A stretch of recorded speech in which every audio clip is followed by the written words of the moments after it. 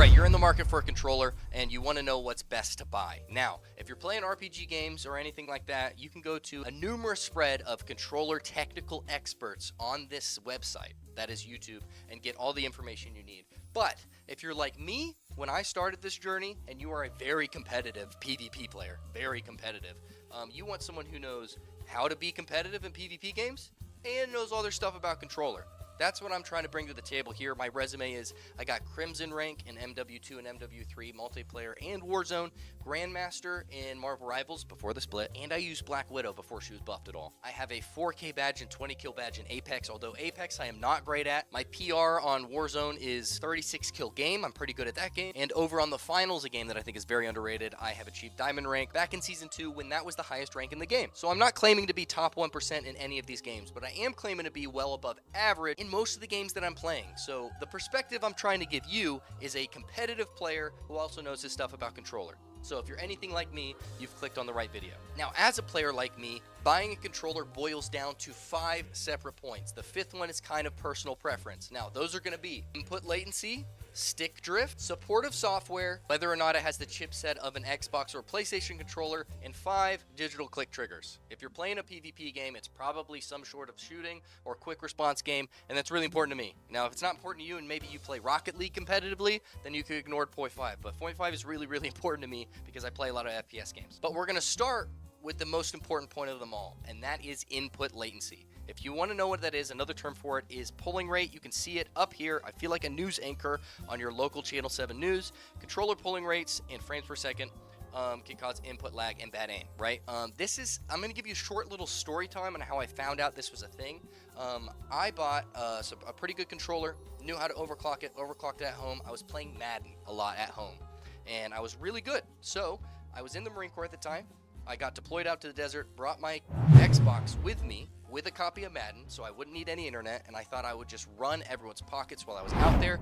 But it turns out I slid Madden into my Xbox, and I was doing trash. Why was that? That's because Xbox has screwed every controller player ever of all time, because when you do this on your controller, nothing happens until about 500 milliseconds after you've done this. That's called input lag. That's the time it takes between you pressing a button and something happening in the game. So I was juking with my right stick, juking, and then I wouldn't juke for 500 milliseconds after I wanted to be juking. So I would be getting laid out with my running back, Nick Chubb, because I love the Browns, go Browns, and I was losing money as I was playing these people that I should not be losing to. And I found out later that is because Xbox chipset controllers are hard locked. No matter if you overclock them or not, it is impossible to get them below 500 milliseconds or 500 hertz pull rate. They're locked there. I don't know what they're doing over on Microsoft, but I played Xbox 360, Xbox One. I'm an Xbox guy, love Halo. Why are you screwing us like this? This is terrible. I have to play with PlayStation controllers now.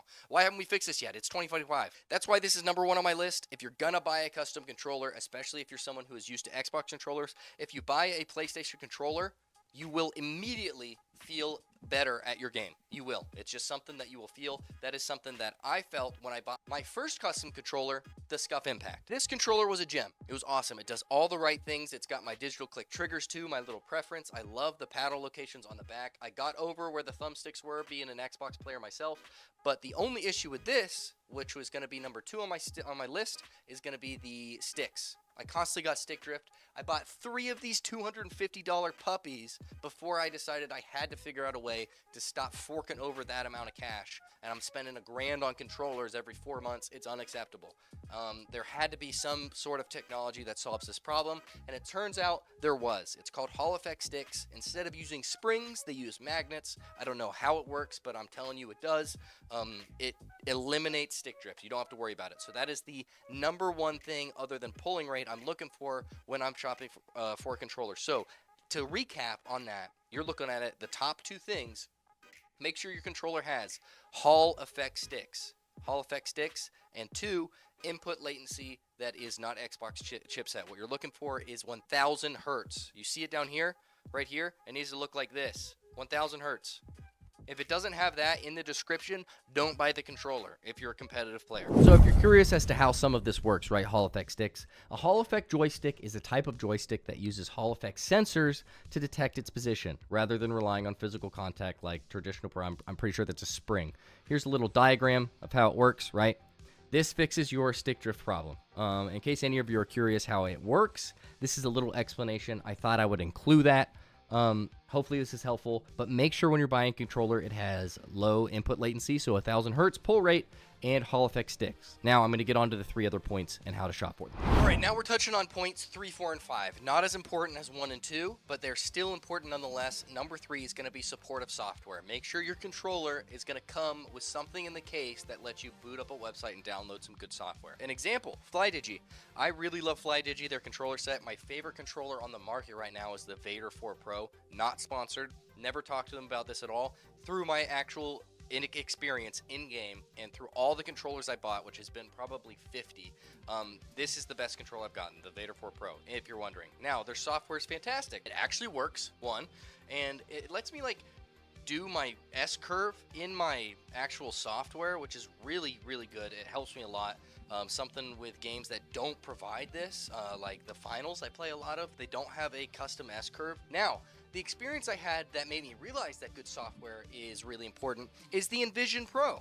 The SCUF Envision Pro. Not only did it have the 500 hertz that Xbox controllers have, even though it looks like a PlayStation controller, which is why I wasted my money on this, it also had software that just shut off randomly in-game. For hundreds of dollars, I would just not be able to use my controller in-game. It would either just turn my controller off randomly in the middle of a gunfight, or it would remap all my buttons to random stuff. Where did everything go? Why did everything disappear by me? So long story short, make sure that it comes with something. Look at user reviews, look on their website, make sure that it's going to tell you something in the shipping container or on their website. It's going to give you some software that's going to support the controller the way it's supposed to. SCUF's never going to sponsor me after this segment. Now, point number 4. It's going to feel like I'm beating a dead horse, but it's such an important part of buying a controller if you're a competitive player. Make sure you know if it's an Xbox or PlayStation chipset controller. Right? If it's a custom chipset, like FlyDigi is, this is the controller I use. Look, it's got the thumbstick layout like it's an Xbox controller, but you sure as hell know it's not. Knowing your boy. I did not buy an Xbox chipset controller because I hate them. It's got custom chipset in there, so it's not bound to anything like that. But if it's PlayStation or custom, you're good. If it's Xbox, don't buy it. Don't buy it. It's not worth it. It's terrible. What are we doing, Microsoft? Sorry to fix my background again. If I want to make fun of another company, let's make fun of AverMedia's capture cards. Terrible too, but that's not what this video is about. All jokes aside, point number 4, make sure it's a custom or PlayStation chipset. You'll be good. You'll be good to go. If you're coming from an Xbox One, you'll be great. Now, number 5, digital click triggers. If you are someone who plays like Rocket League or RPG games, then this isn't going to be as important to you. But if you play Call of Duty, if you play Xbox, if you play Marvel Rivals, if you play anything like that where you shoot and you aim, this is going to be something that's important to you. You want to hear this when you pull down your trigger. It's going to be like a mouse click. It is huge for me. As soon as I see someone, I can press a mouse click button that my fingers are already on, and I'm immediately aiming and immediately shooting. It wins you gunfights. I don't care what anyone says. It is an advantage. Now, some controllers give you some different terminology. I know like hex controllers, or I think it's aim controllers, call it like smart triggers. SCUF calls them digital click triggers. Make sure you read the description. If there's any customizable option with any customizable controller that has to deal with the triggers that isn't vibration, look into it, and it should tell you that it sounds like a click or a mouse press button. Now, we've reached a different segment in the video now. This is where I'm going to you've got the perfect controller. You've listened to all my advice. You've got probably a FlyDigi Vader 4 Pro, because I recommended it, or something that ticks all of these boxes. You've got the perfect controller. I'm going to teach you in this next segment how to use them, but do be warned, okay? I give this advice to people in my comments all the time, and I get a response from about 50% of them that pisses me off. If you come and say, what advice do you have for me to do this, this, and this? I tell people these things all the time. I say, rebind your controller, and I'll get into what that means later. Change how you hold your controller, and then practice using max sensitivity. What people do is they take this advice, they sit down at their hobby station after work, they do what I say to do, and they play for 20 seconds. It feels terrible. They do terribly, and then they go right back to what they were doing, and they come back and comment on my video, and they go, this is the worst settings I've ever used. This is terrible. You have no idea what you're talking about. All your credit is gone, and I hate you. Die, die, burn in hell, die, die, die. If you're going to watch the rest of this video, keep one thing in mind. You play video games as a hobby at the end of your day to feel some sort of dopamine or happiness, right? This is not supposed to feel stressful like the rest of your day does. Now, if you want to take that to the next level and you want to be that guy in your video game, you have to have a 2-week period, at least a 2-week period, where you are sitting down at the end of your day to do the thing that is supposed to stress relieve you, and you have to be expecting to have a bad time. People do not go into improvement like that. You have to expect to have a bad time for 2 weeks, not 2 hours. I'm telling you, 2 weeks, do this. Expect to play 10 games or 4 games. I don't care how much you play at the end of your day. Expect to play 4 games and know that at your 5th and 6th, 4th, whatever game you play, you're going to go, wow, that sucked. I sucked. Like, you did your hobby that's supposed to be fun, and it's not going to be fun for 2 weeks. But after that 2 weeks, you will be that guy. It will be worth it. So just a disclaimer, before we head into the next part of the video, I'm going to teach you how to get better as a controller player. But don't be commenting those comments because you tried to use my tips and you dropped it after the first day. Listen to what I have to say. All right. I'm going to give you some tips to be a better controller player. Now, keep in mind my disclaimers from my last view. This is going to be something that you're going to take time to get better at, but I'm telling you, you need to do it to get better. So if you want to be a better PvP controller player, I'm going to be using this controller as an example to give you some visual aid to represent what I am telling you to do. But there's going to be 3 things I'm going to tell you about. The final being the accessories I use and recommend. They're very important to my game. Can't play without them. Personally, you probably could, but it helped me get to where I'm at much faster. So, but the first 2 are going to be how you hold your controller, right? And then it's going to be bindings. But everyone holds their controller like this, right? Like this. Everyone does. You see it? 2 thumbsticks here. Pointer fingers on the triggers. What I want you to do now, and keep in mind, 2 weeks, you're going to hate it for the first day. The second day, it's not going to feel good. But what I want you to do is to go from this to this. Okay? From this to this. Pointer fingers on the bumpers. Middle fingers on the triggers. What does this do for us? Now, what this does is instead of, like, say, for Call of Duty, for example, you want to throw a grenade. Instead of going from here up to here, this amount of time, and it sounds insignificant, I promise it isn't, this amount of time is gone. Now you can just tap it while you're shooting and firing and be like, in the middle of movement, just decide to utilize that button. Now, bindings. We're going to breeze over that. Now, I know, actually, before we continue, I know you saw that and you went, I could probably do without that. I mean, he's not going to know. He's in my phone screen or TV screen. He doesn't know that I'm just going to dismiss that. I'll take all of his advice except for that one. No. I heard you think that in your mind. No. This is an important change. This, from this to this, don't ignore me. Do it. Do it. 2 weeks, practice it. Do it. Okay? Don't just ignore this one step. Now, that leads into my second point, your bindings. Now, everyone jumps with either A, it's green, so it's blending with my green screen so you can see through it. This is the green A button. If you're on PlayStation, you've got the X button right here. Don't jump with that button. Either of them. Either of those buttons, don't jump with them. What I want you to do is, like we did before, I'll show you on the PlayStation 2. We went from here to here. Instead of lifting your thumb from the very important aiming stick to go over here to hit jump, I want you to jump with something that doesn't make you lift your thumb off the thumbstick. I use left bumper. I use the left bumper because my thumb or my finger is always there. If you're here and you're jumping and you're aiming, right, as you need to be as a moving target, most PvP games, going from here all the way to here while you're doing that means that you're moving, you're tracking, then you have to freeze, jump, and then you can aim. Instead of that, you could be jumping and aiming at the exact same time, or sliding and aiming at the exact same time while you're moving and tracking your target. This is what's holding you back, okay? This is something that will immediately elevate your game. This isn't something that is going to be like, oh, after a while, maybe it'll give you a few advantages here and there. This is one of those things where I don't have to say, it just takes some getting used to. Once you master it, you will immediately become a better player. Guaranteed. guarantee it. No one will be in my comments telling me it didn't happen. And if you did, well, I don't want to say you're lying, but you're lying. Being able to slide and jump and track your target at the exact same time makes you a harder target to hit and them an easier target to hit. Put those together and you win the gunfight. If it's against someone who also knows how to do that, then it's an even gunfight. But if you don't know how to do that and you're fighting someone who does know, then it's not fair. It's not fair. So this is something you need to change. It is so important that you're able to jump and slide and aim while you're doing it. And that is how you do that. It doesn't have to be the left bumper. It doesn't have to be the left bumper. If you use paddles, it could be something on the back of your controller. If you don't have paddles, maybe your left stick click.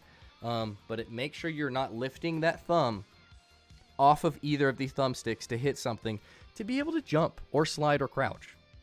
Reload and weapon swap, maybe I'll give you some leeway with the X and Y or square and triangle. But other than that, the jump and slide buttons, they need to be something that you don't lift your thumb off of your thumbstick for to press it. Now, furthermore, number 3, the third tip, is going to be my accessories. I said I was going to get into them. You can play with a default controller. It's fine. But this is my accessoried out controller. It's a bit of overkill, 100%. This is what I use, and I'm going to explain everything. You can see I use the crap out of it. Now, grip tape, I don't think it helps that much. I have it on every possible place I could have it on this controller. Not important. I'm not recommending it. It's just something I add to add a little bit of style to it, and it feels grippier, nice. It doesn't give me any competitive advantage, but what I will say will give you competitive advantage. Wow, I look tired. Is the extended thumbstick and the foam. The foam around the right thumbstick. So important, and no one is talking about it. I'm going to give you an example. So another tip I want to give you is to play on the highest sensitivity you can. It's just if you're playing against keyboard and mouse players, you have to. I recommend max. Again, I'm giving you a 2-week period of time to change how you hold and play your controller, right? That is enough to get used to max sensitivity. But if you're struggling with that, get some foam around your right stick and you will gain that control that you lost. Why does foam on your right stick help? Let me give you an analogy, right? If you're shooting a pistol, right?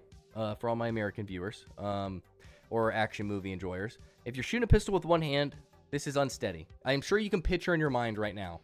It'd be much easier with 2 hands, but you shoot right here and you're aiming and it's kind of all over the place. But if you bring that other hand underneath, straighten that arm, something about this is so much more steady.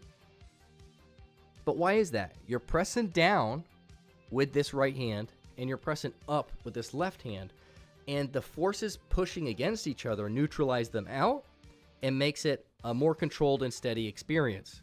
That is what's happening with this foam on the right stick. The foam is pushing this way and I'm pushing this way.